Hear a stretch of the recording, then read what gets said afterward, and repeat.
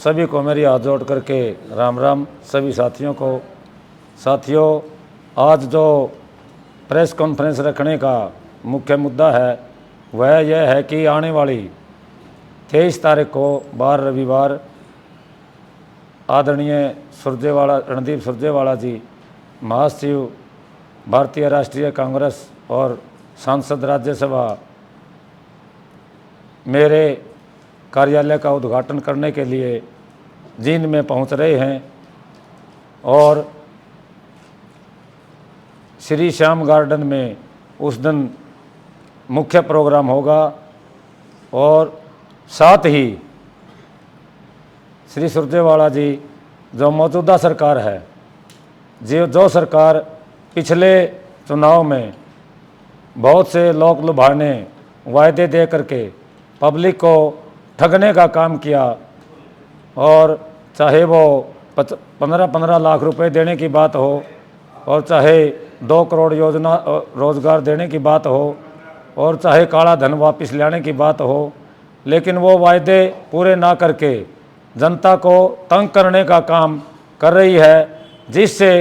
हर वर्ग दुखी है, चाहे वो किसान हो, कर्मचारी हो, व्यापारी हो, मजदूर हो। क्योंकि आप सभी को इस बात की पूरी जानकारी है कि पिछले दिनों से किसान के पीछे जो ये सरकार पड़ी हुई है, चाहे वो पीछे आंदोलन हो, 13 महीने तक किसानों ने किस प्रकार से आपके सामने आंदोलन करके उन 3 काले कानूनों को वापस कराने का काम किया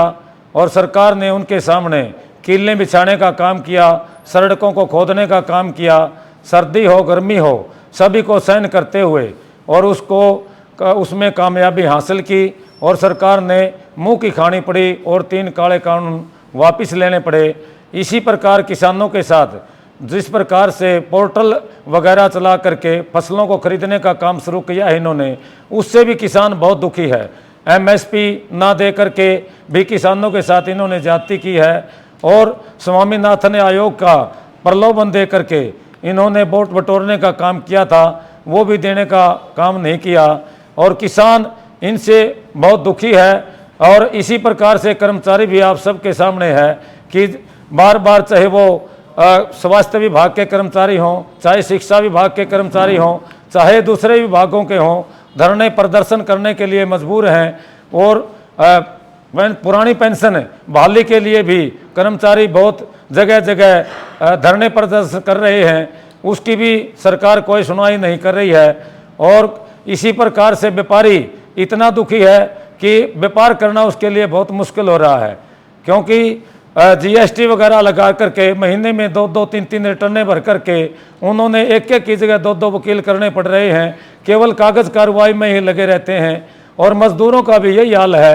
क्योंकि मज़दूरों की मनरेगा की जो स्कीम थी वो भी इन्होंने रद्द करने की कोशिश की थी, लेकिन वो तो मज़दूर बहुत मजबूती से उसको बचाने में कामयाब रहे और मजदूरी भी आज तक उनकी नहीं बढ़ाई है। जगह जगह प्रदर्शन कर रहे हैं, धरने कर रहे हैं और महंगाई का जो दौर चल रहा है आप सभी के सामने है। 400 का जो सिलेंडर था वो 1100 का हो चुका है और महिलाएं अपना रसोई भी बनाने के लिए बहुत मजबूर हैं। तेल खाद्य पदार्थ भी इसी प्रकार बहुत महंगे हैं और डीजल और पेट्रोल का तो आप सभी को पता है, जो कि 34-35 रुपये लीटर होना चाहिए था वो 100 रुपये पर पहुंच गया है, जिसकी वजह से ट्रांसपोर्ट भी बहुत महंगा है, जिससे हर चीज़ में महंगाई बढ़ी। वह महंगाई की मार आम गरीब आदमी से बहुत दूर है और बेरोजगारी का आलम आप सबके सामने है, कितने युवा बेरोजगार हैं। और जिस प्रकार से बेरोजगारी का नारा दुष्यंत ने दिया था कि 75% रोजगार हम स्थानीय युवाओं को देंगे, लेकिन एक भी रोजगार देने में वो कामयाब नहीं रहे हैं। बीजेपी सरकार जो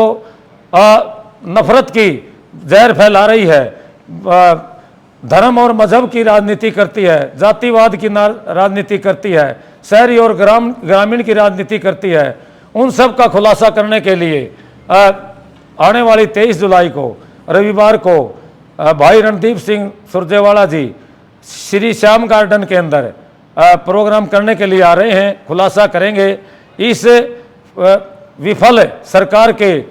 खिलाफ एक बहुत हाथ से हाथ जोड़ो अभियान हमारे पार्टी ने जो छेड़ा हुआ है राष्ट्रीय स्तर पर, उसका भी ये एक अहम हिस्सा रहेगा। और साथ ही जेजेपी पार्टी का तो आप सभी को पता है कि वो किस स्तर पर पहुंच गई है, लोगों को बहलाकर फुसलाकर कि इस बीजेपी को 75 पार की जो नारा दिया था बीजेपी ने, और उसके खिलाफ इन्होंने जमना पार का नारा दिया था जेजेपी ने, उसको लेकर के लोगों ने वोट देने का काम किया जेजेपी को, क्योंकि बीजेपी के खिलाफ जनता थी, जनता बीजेपी के हक में नहीं थी। ये वो नारा दे करके वोट लेने का तो काम कर गए, लेकिन उनके साथ मिलकर के सरकार में हिस्सेदारी करके केवल ये लूट करने के लिए जेजेपी का मुखिया दुष्यंत चौटाला उनके साथ समझौता कर गया और सभी वोटों को बेचने का काम किया। और इसके अलावा जो उसके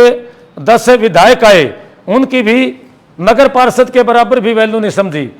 केवल अकेला ही 11 महकमे लेकर के जिस प्रकार से दादा गौतम कहता था उसको सारे माल को ढकारने का काम किया। इसी प्रकार से हमारे रामनिवास सुरजाखेड़ा जी हैं, चाहे वो बबली जी हों, जिस प्रकार से वो बार बार प्रेस कॉन्फ्रेंस में कहते थे कि हेलमेट लेकर के, हमने लोहे के हेलमेट लेकर के लोगों में जाना पड़ेगा, चाहे उनको अब मंत्री पद मिल गया हो, लेकिन अंदर से कोई संतुष्ट नहीं है। और आप सबके सामने एक नया उदाहरण अभी ताजा है, जो कि ईश्वर सिंह जियों को थप्पड़ मारने का एक हमारी बुजुर्ग महिला ने काम किया। इससे एक बहुत बड़ा मैसेज गया है कि ये सभी इसी प्रकार से पिटने का काम करेंगे। और वो काम क्यों करेंगे? विधायकों का कोई कसूर नहीं इसके अंदर, कसूर है तो उनके मुखिया का है, दुष्यंत चौटाला का कसूर है, जिन्होंने इनको पावर का विकेंद्रीयकरण नहीं किया, ताकत इनको नहीं दी, लोगों में की ये सुनाई नहीं कर सके, केवल एक जगह केंद्रीयकरण ताकत का रखा और अमित शाह के साथ और मुख्यमंत्री के साथ मिलकर के सभी महकमों को लूटने का काम किया। उसका रिजल्ट ये सामने आना शुरू हुआ है और इसी प्रकार से जनता उनको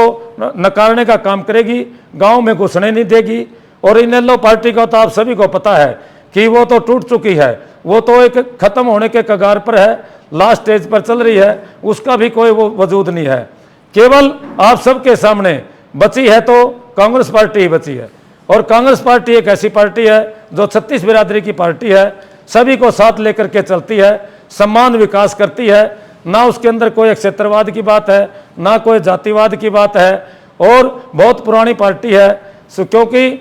स्वतंत्रता के समय से लेकर के आज़ादी के समय से लेकर के अब तक जितना विकास किया देश के अंदर केवल कांग्रेस पार्टी का ही विकास है। और चाहे वो सड़कें का हो, चाहे शिक्षा का हो, चाहे चिकित्सा का हो, और चाहे बिजली गांव-गांव में पहुंचाने का काम हो, और चाहे हवाई जहाज से लेकर के रेल तक की बात हो, उद्योग लगाने का जितना काम किया वो सभी कांग्रेस पार्टी की देन है। और कांग्रेस पार्टी के अंदर भी मैं आपको बताना चाहूँगा,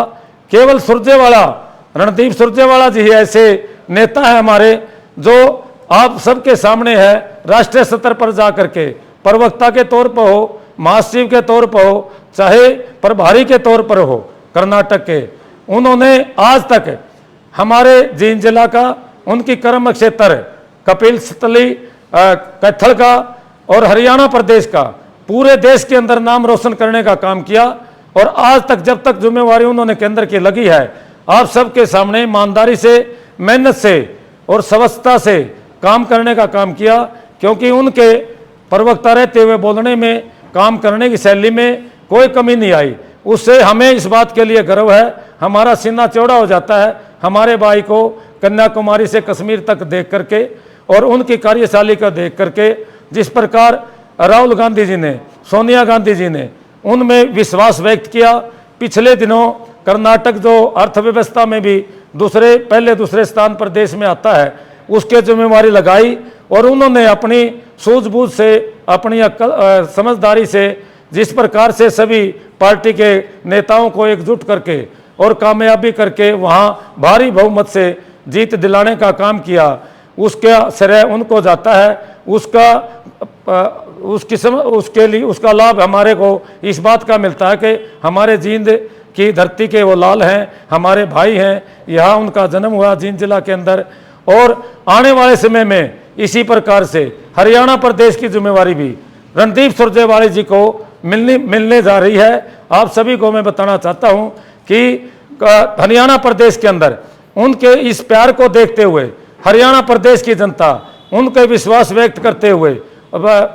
कांग्रेस पार्टी भारी बहुमत से सरकार बनाने जा रही है और उस सरकार की संभाल सारे उनकी कार्यभार और उसकी जिम्मेवारी आने वाले टाइम में आपकी जींद जिले की होगी। क्यों जींद जिला अभी तक इस बात में पीछे है, जहां जहां जिन जिलों के अब मुख्यमंत्री बने हैं वो उन्होंने अपने अपने जिलों का विकास कराया है और अब जींद जिला की भी इस बात के लिए बारी है। अगवे जींद जिला का भी विकास होना चाहिए, जींद जिला की एक मांग है और भाई जल्दी ही इसका भी आपको भी जल्दी ही ये देखने के लिए मिलेगा। और इसी के साथ मैं आप सभी के माध्यम से आज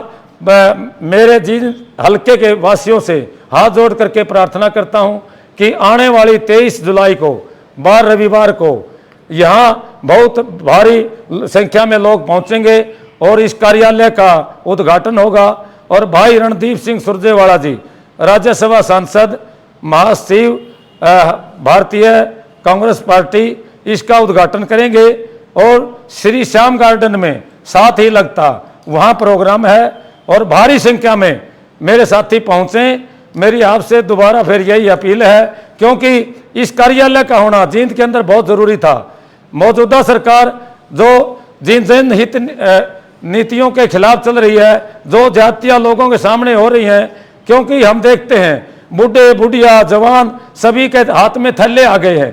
थैलों के अंदर कागज भरे हैं। एक एक महीना तक लोग आईडी ठीक करवाने के लिए फैमिली आईडी हो, चाहे प्रॉपर्टी आईडी हो, चाहे राशन कार्ड हो, चाहे बीपीएल कार्ड हो, उसके लिए दुखी होकर के जब उन्हें कोई रास्ता नहीं मिलता, एक सीट पर काम बनता है वहाँ लूट खसोट होती है, फिर दूसरी सीट पर जाते हैं, लेकिन पोर्टल की सिस्टम शुरू होने की वजह से उनके काम पूरे नहीं होते और वो ना होकर के एक महीने के बाद भी थैले को छोड़ देते हैं अधूरे काम में। उन लोगों से मेरी अपील है कि जो जिनकी जो तकलीफ है हल्के की हमारे पास आएंगे साथी, उन साथियों का हम साथ जा करके सभी दफ्तरों में जाना पड़े, किसी से लड़ाई लड़नी पड़े, वो काम करने का काम करेंगे और सरकार आने के बाद ये सभी जितने थैले हैं कागजों के, चाहे वो कोई पोर्टल हो, चाहे किसानों का हो, चाहे आईडी का हो, चाहे प्रॉपर्टी का हो, सभी को खत्म करके जिस प्रकार से पहले सरकार चलती थी, जो लोगों को सुविधा देती थी, उसी प्रकार से काम करने का हमारी सरकार काम करेगी।